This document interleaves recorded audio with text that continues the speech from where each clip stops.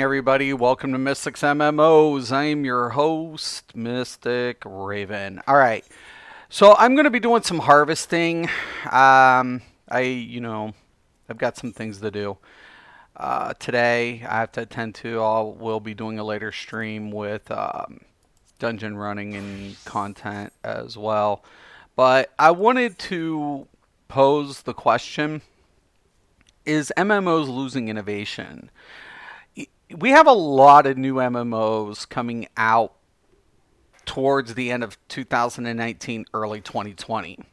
And with technology, a lot of things look prominent as far as graphics and mechanics, as far as like encounters. But when it comes to base functionality, my question I'm posing is MMOs losing innovation, right? Because all I ever see is a new spin on an existing game. And it's one thing to take an MMO that you've played in the past, you've been in love with, whatever have you, right? There is that familiar element when it comes to what we traditionally associate within the genre.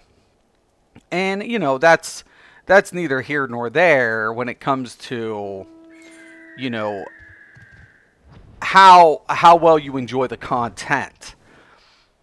But when it comes to new innovation and new ways to experience the game as a whole, are we losing that in the genre? Are we becoming a little bit how should I say this?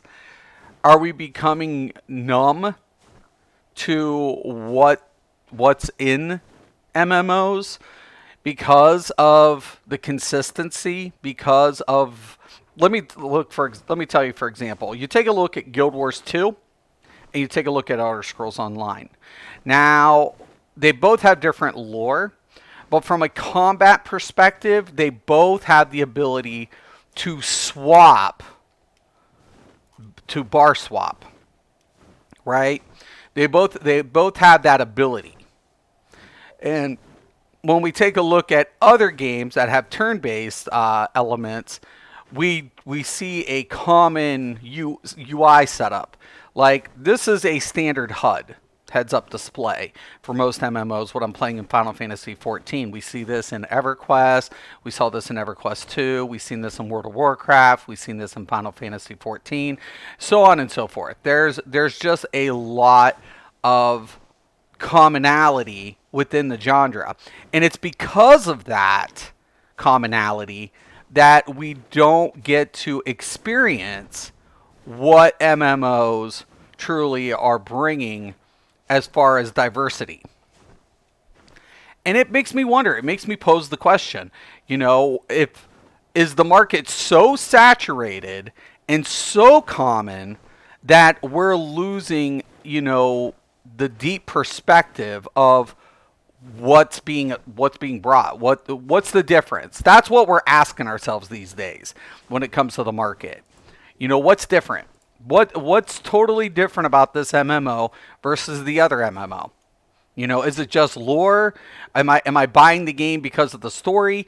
Am I buying the game for the performance? Why am I wanting to choose this game over another game?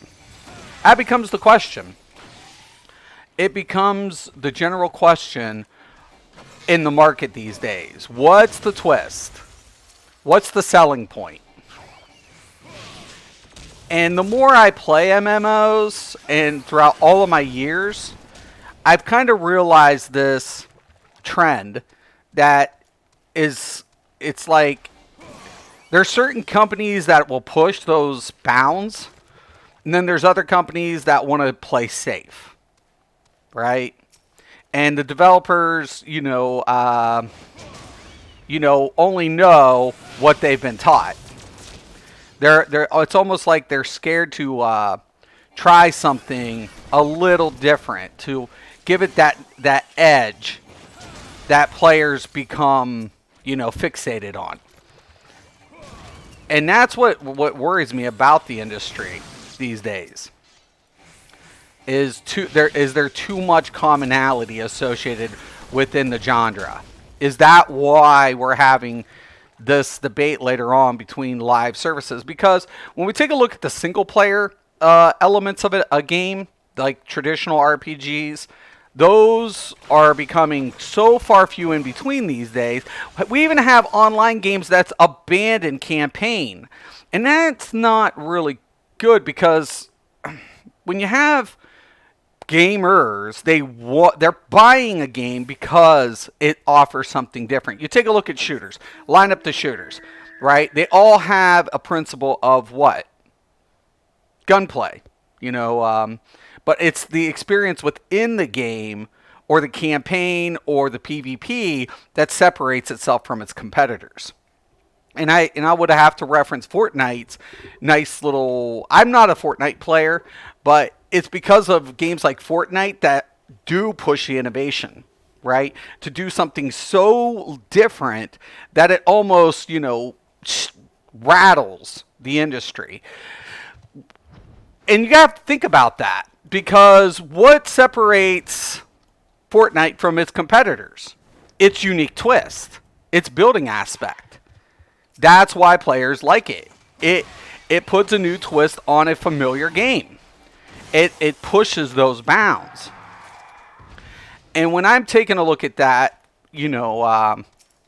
that element which gives it the success it rightfully deserves, I often ask myself, why isn't MMOs doing these same things? Why aren't they pushing it? Why are they scared?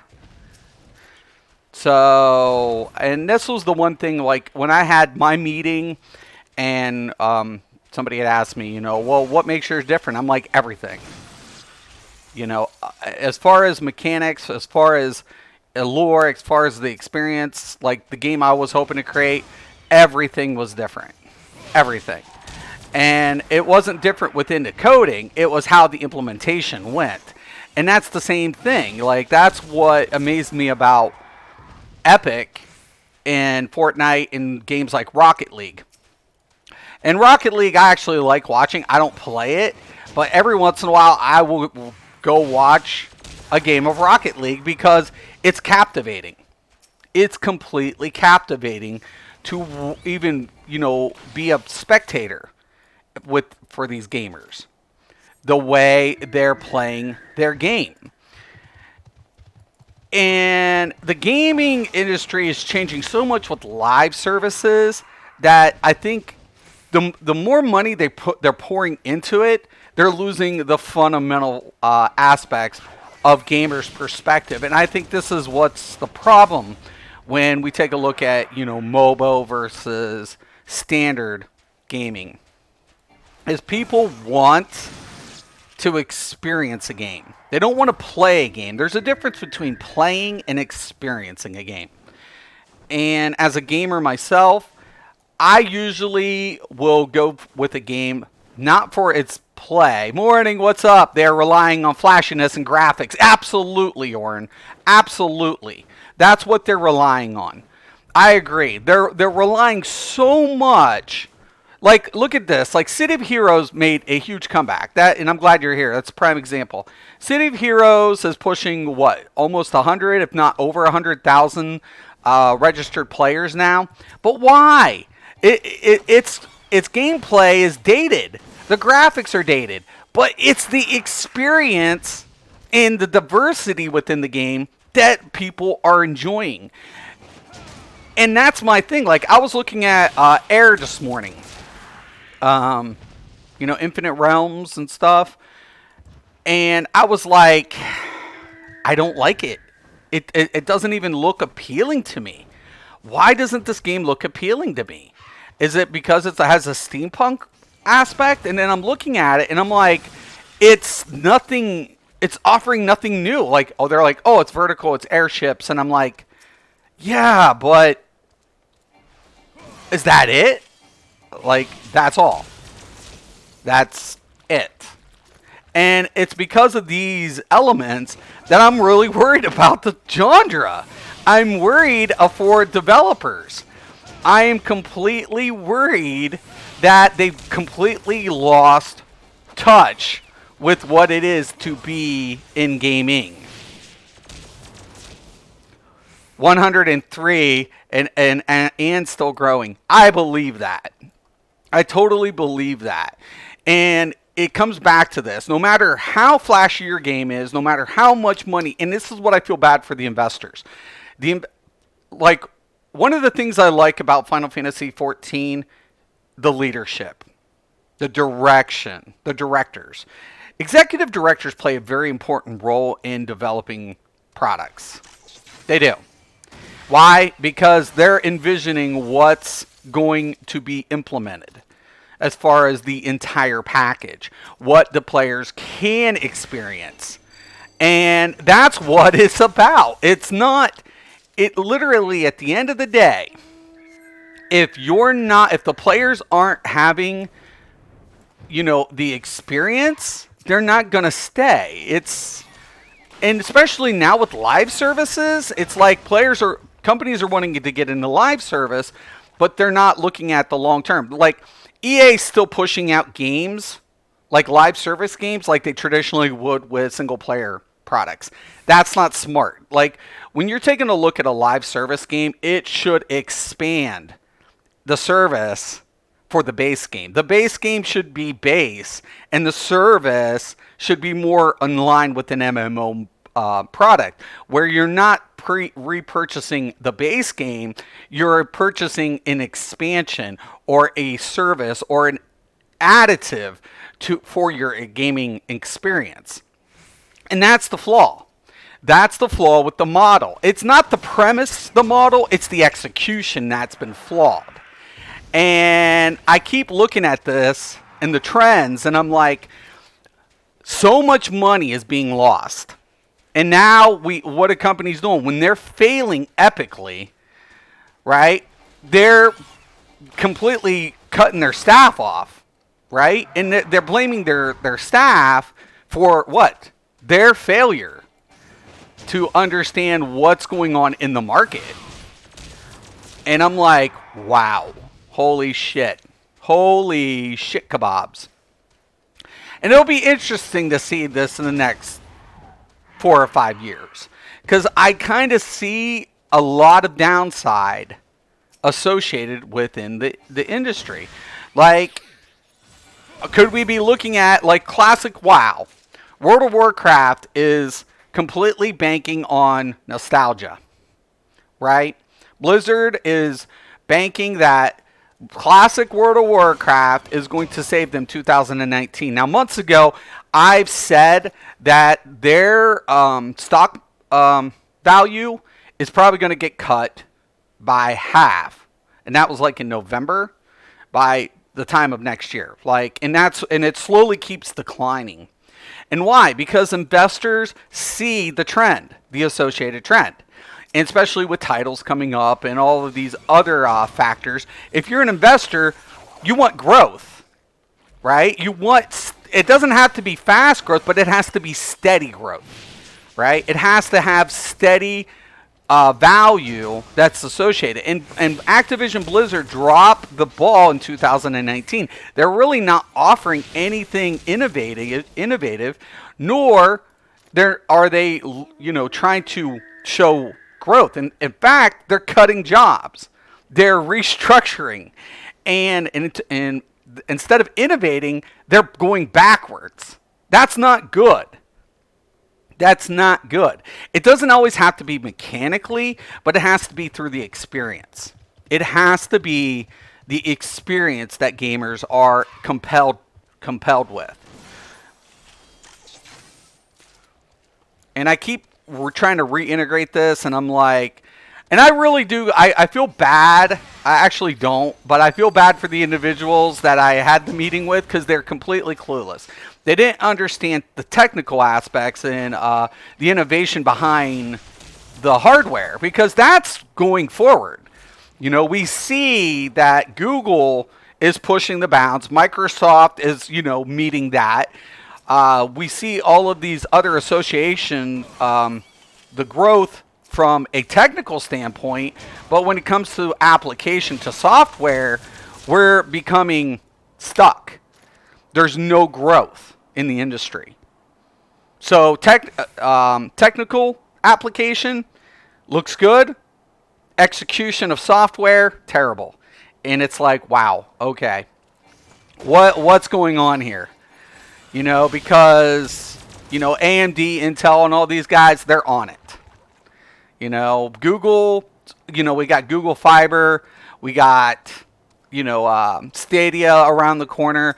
We got Xbox Cloud Service going to be really hitting big at the early, I would say around 2020 is when Xbox is going to completely start. You're going to notice not only the Azure servers and everything that Microsoft's going behind the scenes, but you're really going to see Microsoft's long-term gameplay take hold, right? But the problem of it is, this is why indie developers are going to be such a pivotal role in the future, but at the same time, in which direction are the AAA companies going to have to make this adaptation? And I have fear for the AAA companies, because the problem of it is they associate money and big budgets with success. And if anything, that hasn't been the case. We take a look at a game like SOTOR. SOTOR was completely over budget. I think it cost $200 million at the time of its development, which was the largest amount at that time. Now, to hear that in today's terms, that is still excessive, but it's practical and depending on, the product and, the publisher. But at the same time, when we're talking $200 million, at the time, SOTOR was the largest budget MMO to be developed. And they still couldn't, recoup its initial investment. It couldn't. Because they thought, because BioWare had the success with KOTOR, that it was going to be associated, like this was the formula for success. But when you go into the MMO market and you had a previous Star Wars game that had, more, value in the player experience, that wasn't the case. It was just like, oh boy, oh boy, oh boy. You can't just slap a title to something and call it a day and say, yes, it's a Star Wars game, and we brought it to you, so give us your money. No. That's not how it works, boys and girls. There has to be innovation. There has to be something to give the players the experience. And it's the same thing when you go to a movie, right? There was this one movie, I keep forgetting the name of it, had one of the biggest budgets, and be back in a bit, Mystic. All right, sounds good, Warren.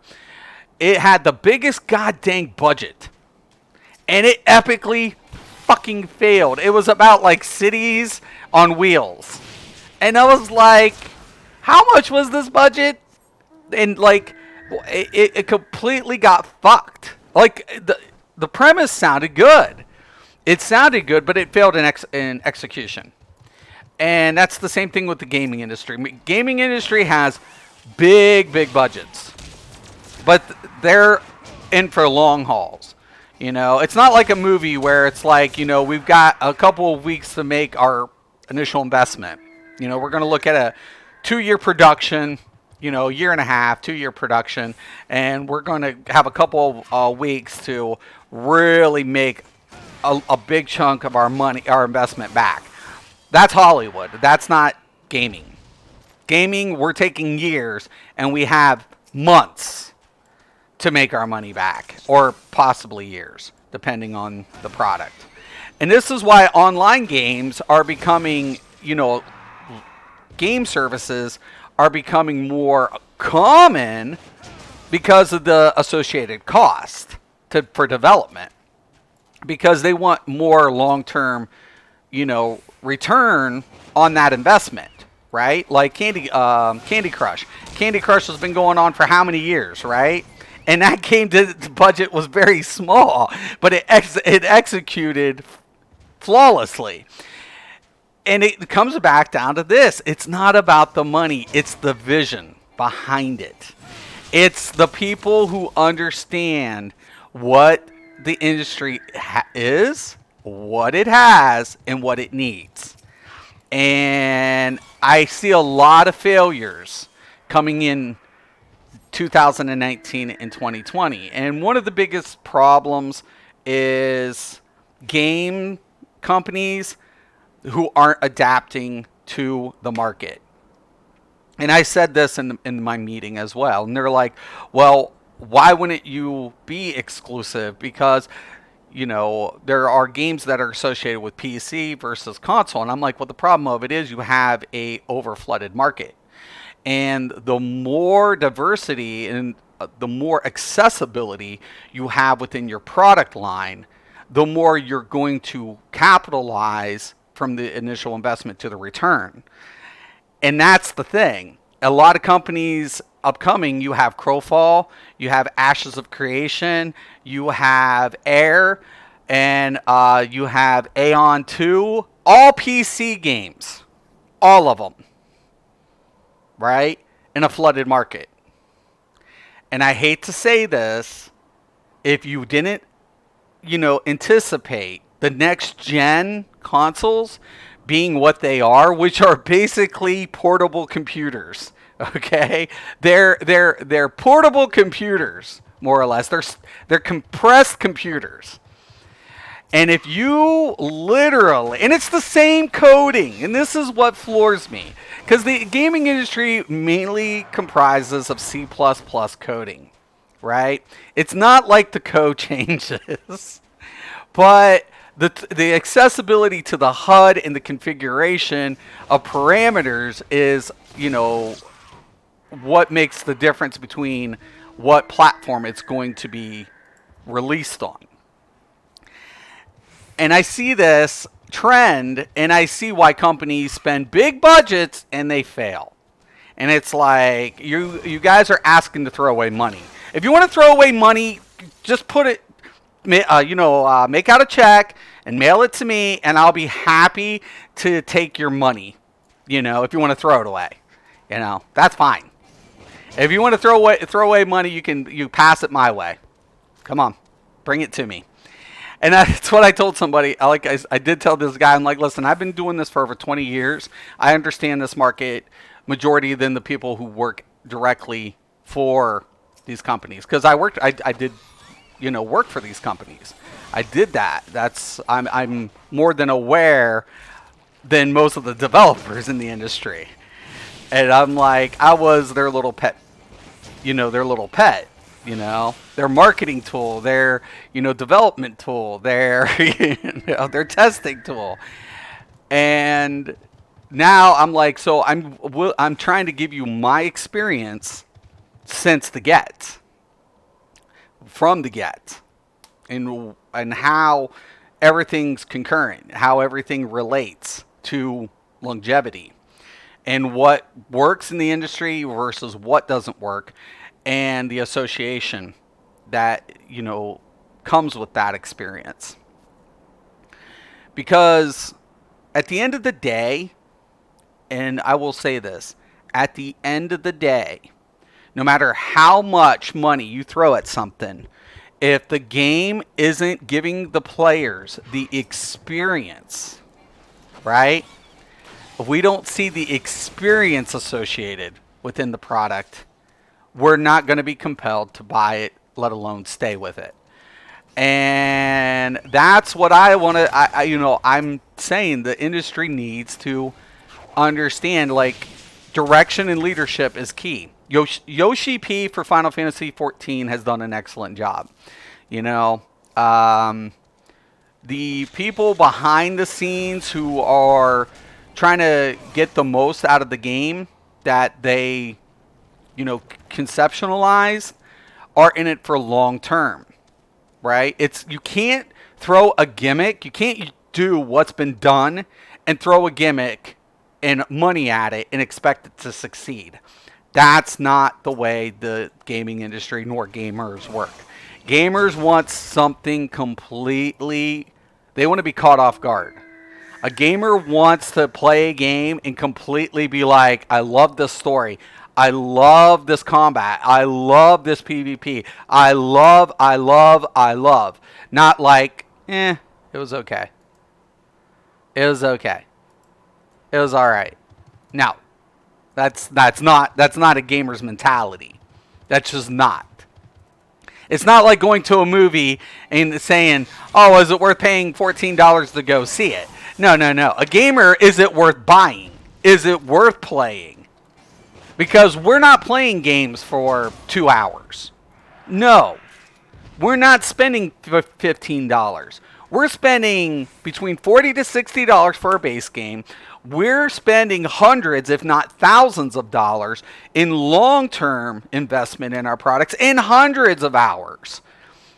So once again, how a gamer, how one review or how it's set up is going to either attract or repel your target audience. It's either going to attract or repel them. Right? Nobody wants like Black Desert Online. I love the graphics in Black Desert. I love the combat in Black Desert.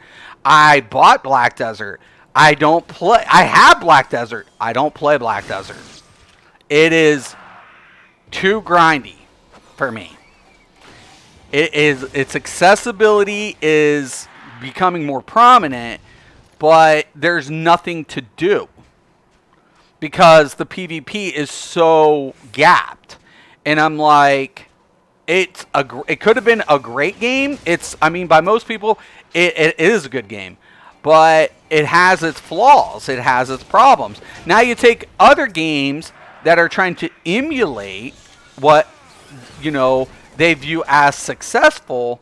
And unfortunately, they're losing the perception of why the game isn't doing as well as it should be doing. A game could always be doing better. And that's one thing that I always said about Elder Scrolls. One of the things I loved about ESO, it retained me the longest in the genre, which is 2.5 years. Majority of the time, I would gap myself in between MMOs because it lost my attention. And Elder Scrolls kept me compelled for the foundation or the elements associated within. It had familiarity, but it brought a couple new twists. And I really do applaud Matt and the team for doing that, right? But once again, when we take a look at World of Warcraft and Blizzard, everything's been going downhill for them. Yeah, are they still making money? Yeah, they're doing great. But are they doing as well as they should be? No, they're not. Matter of fact, they're on a decline. And it's only looking worse. And who can you blame? At the end of the day, you have to blame the leadership. You have to blame the leadership. Because the investors are investing their money. They want, results. And the people who can't produce results are always going to blame what? Here's the thing. Activision Blizzard can fire as many people as they want. But at the end of the day, the board member is going to realize the problem wasn't within the staff. It was in the leadership. And I won't be surprised within probably the next 2 years, both CEOs for Activision and Blizzard will no longer be within the company. There'll be a complete restructure within 2 years. I'm calling that shit right now.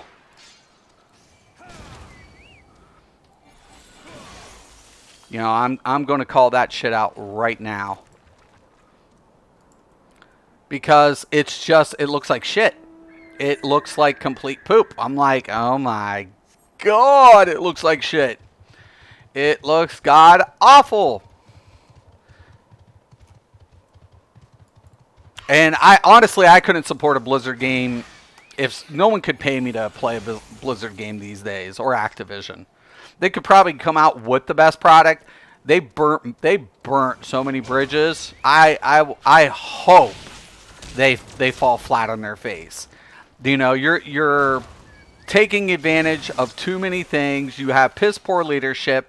You completely got disconnected with your player base. You were there, like, I loved it because they try to do damage control and said, we forgot we are a PC gaming company after the whole debacle, and they said, oh yeah, we fucked up with Diablo Immortal. You think?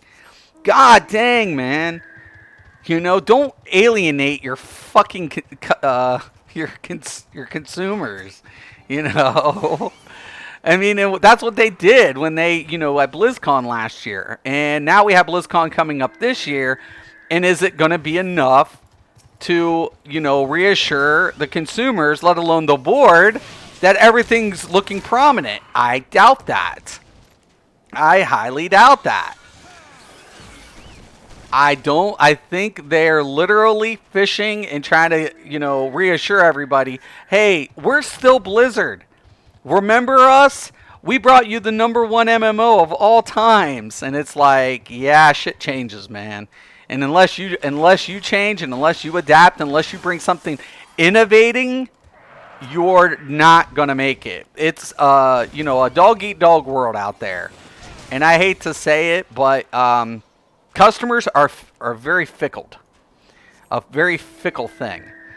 And, yeah. So I see a lot of failures this year. I honestly think Ashes of Creation, as good as the premise is behind it, it's going to do okay, but it's going to struggle at launch. It's going to struggle. It'll get players to go over there. And I would probably say, we could be looking at between, I would say at least 70,000 to 100,000 initial. But I don't think it's going to hit anywhere over 300. I just don't. I just can't see it happening. Not with the market the way it is and the lack of accessibility that, the game has. It's a PC-based game. It has no accessibility. It has none. And that's the problem. And I hope I'm wrong. I always say that. I don't want to be right, but think about it from the investor's perspective, You brought in really, some high-profile developers from the industry. It's no joke who they have on staff. They've got some major players on their staff. I'm talking, not pun intended, like really good developers. Like long-term named people. And unfortunately, though, it's not going to be enough. And are they going to fail at all the flashy elements to the game? No, they're just going to fail at certain executions. One being their node system. They've already had to, redo that their initial plans for how they were going to implement content throughout their node system. So they've already seen things that have to be rehauled because I think their ambition was maybe, not that they didn't want to do something innovating, but their ambition to what could be delivered was impractical for the amount of money and time to be invested in the product. So... But this is the reality of the gaming industry. This is the reality of how things are going to be going. And now with more indie type development, we can see, I can promise you within the next 5 years, we're going to see games come out of nowhere that had no hype behind it, that had unknown studio there's no publisher, no associated publisher, unknown studio, and just major hits. Some kids are basically right now, while they're in school, working on the next, big thing. And that's the truth. This is the truth. This is the way technology has gone. This is the way accessibility and development tools have progressed. We see this even within the industry and the platforms opening their arms and saying, we want to give you the tools necessary to give us the next big gaming experience. And Nintendo has done it, Microsoft has done it, Sony has done it. PC's always been accessible. But now, more than ever, we're going to see that cross-platform genre kick in. We're going to see more accessibility in the future. And this is why, for publishers, they should be scared. They should be a little bit more scared. And for the investors, I would be a little more reluctant. I would be a little bit more, precautious with the industry. Why? Because, yeah, there's going to be some diamonds in the rough that did have the big budget and, made good on its delivery. And then there's going to be other ones that are just going to just completely fail.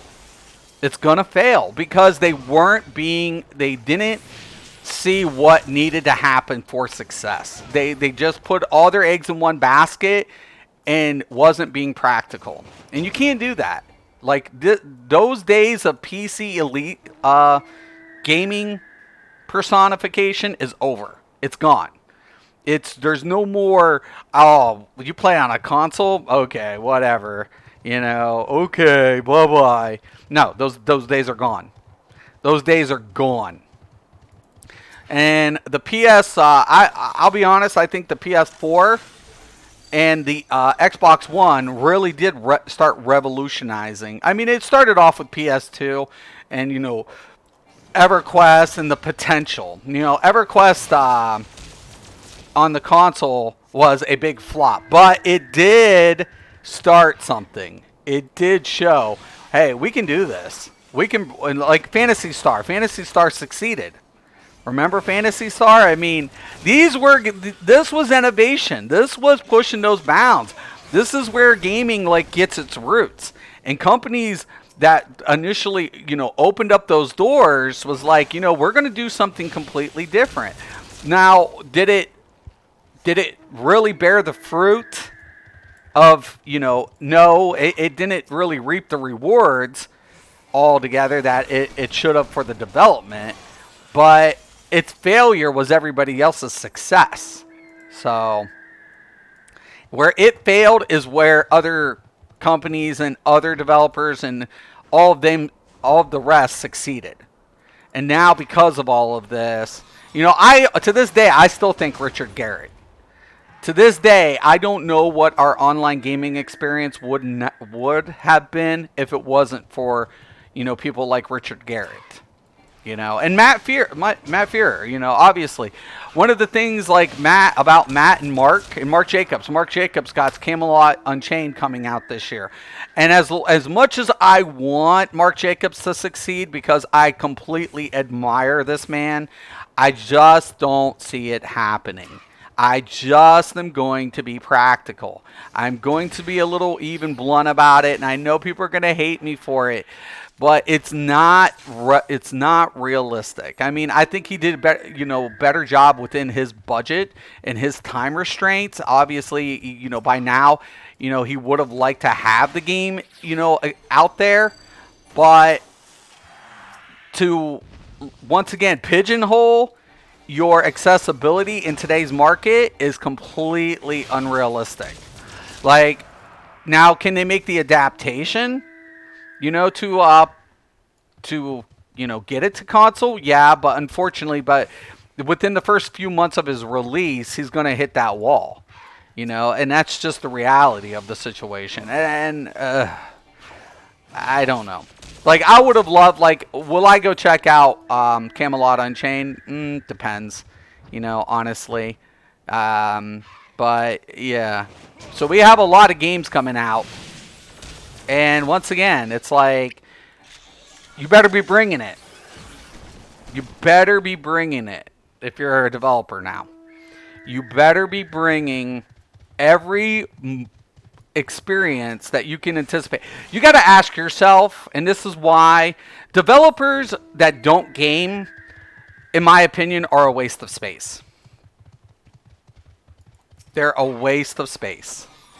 Because how can you develop something you can't appreciate from that perspective? You got into this industry for a job. And as good as it pays, and as good as it can be, unless you can appreciate the work you're doing from that perspective, you have no idea how it's going to be received. You have to anticipate that. I mean, there's always going to be critics of everything. But unless you can completely understand from a gamer's perspective what you're trying to bring, how can anybody else envision that? How can anybody else appreciate something, your work, when you yourself don't know how it's going to pan out? I mean, everything always sounds good from a technical aspect. Like, well, fundamentally, you know, our coding is good. There's smooth transition. Yeah, but what's the experience like? What's the compelling elements to your game? What's the it factor? Because think about it. Roblox and fucking Minecraft. Minecraft is a shitty ass looking game. Every time my daughter, my stepson, and somebody else I knew all loved fucking Minecraft. There was adults playing Minecraft. It took off huge. And I hated looking at this game. I completely hated looking at this game visually. Seeing the pixels and shit, it took me back to like something I would see from the fucking 80s. But one thing what it delivered, guess what? The player experience. The endless possibilities of creating your own world. That's what it brought. Nothing more. Nothing more. It was like handing a kid a game with development tools accessible within the game's features. That's it. It's like, let's put our tool set, let's put a generic tool set inside this game. We'll make it completely cheesy as fuck. It'll be completely pixel, square, blocky, very little, rendering as possible. And we'll give it its a cheap, accessible tool, which people can, build.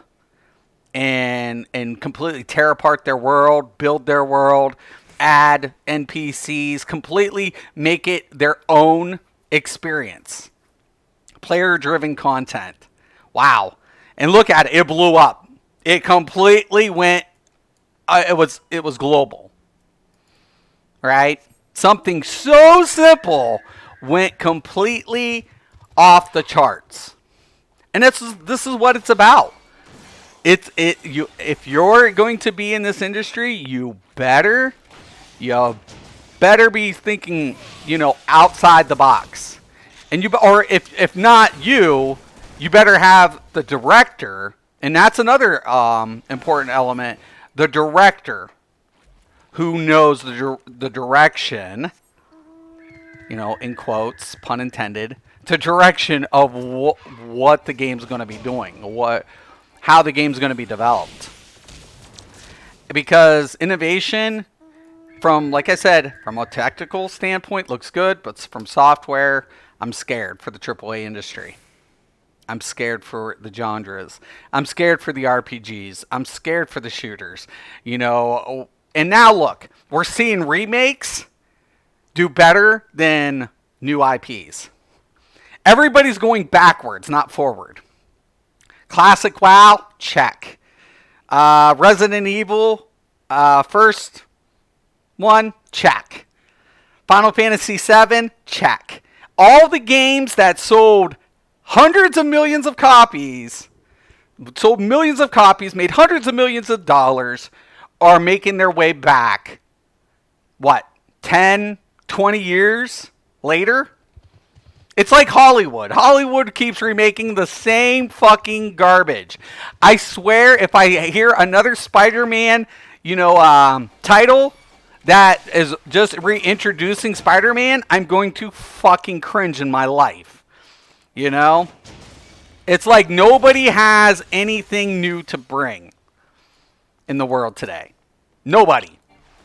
It's like, oh, hey, man, yeah, well, we're going to redo Spider-Man. Yeah, sounds good. What's going to be different this time? Yeah, well, we're going to change up the protagonist. And, Spider-Man's still going to get bit by that radioactive spider. Yeah. We can't change that. The fans would be pissed. Right. So we're going to go ahead, redo Spider-Man. And then you got people like Disney who's like, yeah, well, we know we could go canon, but, we're going to, like, completely abandon, all the books that were written and completely do our own thing. And hopefully, everybody just gets on board with it. Yeah, sure. Oh boy. Anyways, I got to get going. I definitely wanted to, I just wanted to touch up on this, and plus I got I got quite a bit of little farming out. I'm just like farming stuff for crafting, but interesting. It is very interesting to say the least. What's going to happen in the next few months. We have a lot of titles. A lot of money. A lot of money that was used to develop these products. And I guarantee you there's going to be a lot of disappointments. But some good news. Microsoft going to have a great 2019-2020 year. I look for Sony to actually have a better year next year than it really did this year. Nintendo's still looking good. Nintendo's actually going to have an amazing year next year. I can promise you that. And unfortunately, the AAA studios are going to be the ones kind of, running scared in the next year or two because they've completely lost direction. And here's what I recommend to the board. 2 things. Take a look at your leaders and take a look at their gaming experience. Not just as developers, but as consumers. Here's the thing. If I was on a board of directors and I'm going to hire a CEO, the first thing I want, obviously, is his experience. Or, it doesn't matter on his education. I don't give a fuck about his education. I want his experience. Why should you be running the company? What's your experience? Second, what games do you like to play? What type of games? From what can you see yourself bringing to the company from a player's perspective? As soon as somebody said these words, "Oh, I don't play video games," then why are you working for a gaming company? You don't like video games? No. Then why are you here? That becomes my question. That's my question right from the rip. Why? Why are you here? Because I'm qualified. I decide if you're qualified. Yeah, you have experience running companies, but here's the thing. If you don't understand our consumers, then there's no amount of anything you've done in the past that's going to literally let players, feel reassured about your direction, that you're going to be, moving forward. And this is, something that's like when I take a look at some of the CEOs in the industry, I can literally say, yes, that was a smart move. Yes, that was a smart move. And then you see some of these other people, and then you literally are scratching your head like, who the fuck is this dude? Like, I've never heard of this dude. I've never heard of him as a developer. I've never heard of him as a gamer. I've never heard of him in any capacity in the gaming industry. Like, none. So, who in the fuck? And then all of a sudden you see companies start tanking. And you're like, wow. Okay. So, yeah. Good luck. Good luck, corporate America. Yay. You guys are so good. Now, well, we'll see. I might be wrong. Could be. But yeah, I see Ashes of Creation pushing 75 to 100 out the gate, probably opening week. Following up, they could push up to about 2. They're not getting 500,000 buyers. That's not happening. I can promise you that. So why? It's not even if it's smooth, it's limited to the PC platform. The mark the it's flooded. It's gonna fucking, and they'll make money, but it's gonna be a very long haul. Within, even let's say they do 200,000, which isn't bad. Let's say they do 200 and they get 20% of their initial investment within 3 months, 4 months. It's going to have a trickle down effect, and it's going to be a hard recovery within the next couple of years to make up for the initial investment plus inflation. So, yeah, I don't know. And then you're going to see staff downsizing. They better be bringing something so amazing. If they're hoping, their PvP better be so epic. Their for competitive prospects. Their marketing campaign better be huge if they're going to completely. Everything graphically looks good, but like you said, Oren, that's all they're bringing. That's all any game is bringing these days. They're bringing, all the little, like, looky over here, new graphics, but same experience. Compelling story, you don't need that. Okay. Oh boy. Good luck, ladies and gentlemen. So, is the genre dying? No, the companies that are producing this trash are dying. It's not the consumers not willing to play the games. It's the inability of the companies to deliver a product that compels players to play it. Okay? So I'll leave you off with that. Once again, I want to thank Oren. Thank you for stopping in. Thank anybody for watching, or maybe not. I don't know. I do. Once again, I'm Mystic Raven. This is Mystics MMOs. As always, thank you. And have a nice day.